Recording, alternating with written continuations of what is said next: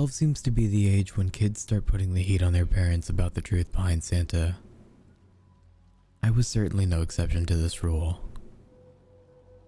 How were Santa's elves able to make that video game I wanted in their workshop? I thought Nintendo owned Mario. Or how about the ever infamous visiting every house in one night question? Did the jolly man own some kind of time extending device? Or perhaps the most obvious question of all, how could he have lived this long? A lot of people say he trains apprentices who take his place every few decades. Others claim he's just immortal. As for everything else, magic seemed to be the universal lie everyone agreed on. Whatever the case, I just went with the conclusion that it was my parents' doing. Of course, they deny it and claim ignorance if I confronted them, but it wasn't enough to dissuade my beliefs. So, one Christmas Eve, when I couldn't sleep as these questions danced among my dreams of sugar cereals and new games, I decided to investigate the noise coming from my living room. This time, surely, I would catch my mom and dad in the act of stowing presents under the tree.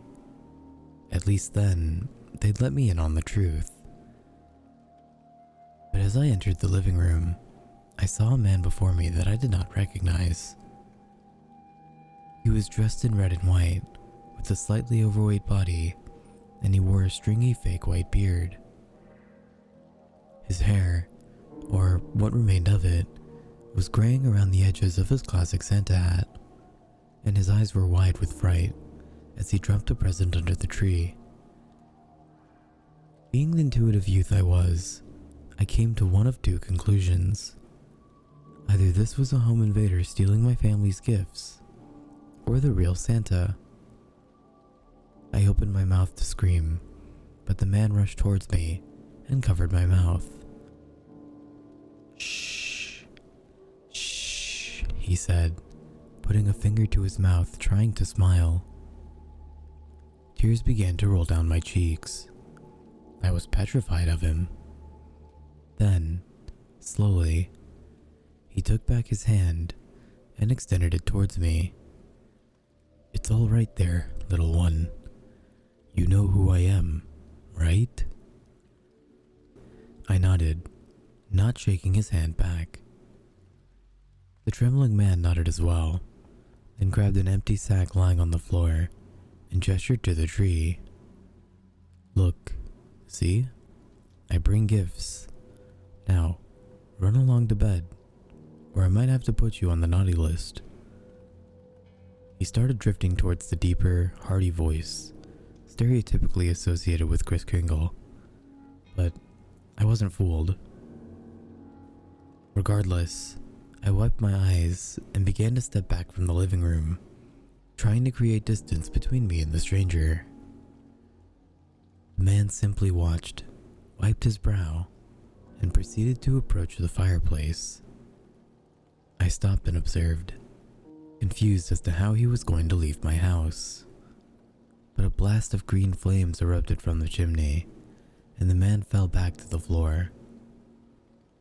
I couldn't see his face, but I am certain it was twisted in fear like my own. A massive bony hand spawned from the fire, and the arm that followed was draped in a raggedy fur. Then another arm, and then the skull of some wild creature with two large horns followed, nearly as large as the fireplace itself. The bones popped and snapped as it slammed its hands on the ground. The entire monster was engulfed in the flame, yet it did not seem to burn anything in the house. "Eddie," the monster declared, speaking to what I guessed to be the man on the floor. No, Eddie shouted back. "I did my part, see? 10,000 houses, just like you said, right? 10,000. I did my part. And yet, you allowed a human child to see you. You know the rules. Look, I've learned my lesson. I'm sorry. I made a mistake. Just let me go, please. I delivered all the... Let you go? Did you let that woman go, Eddie? I don't seem to recall you letting her go. This was your second chance, and you've wasted it. What are you going to... Eddie whispered.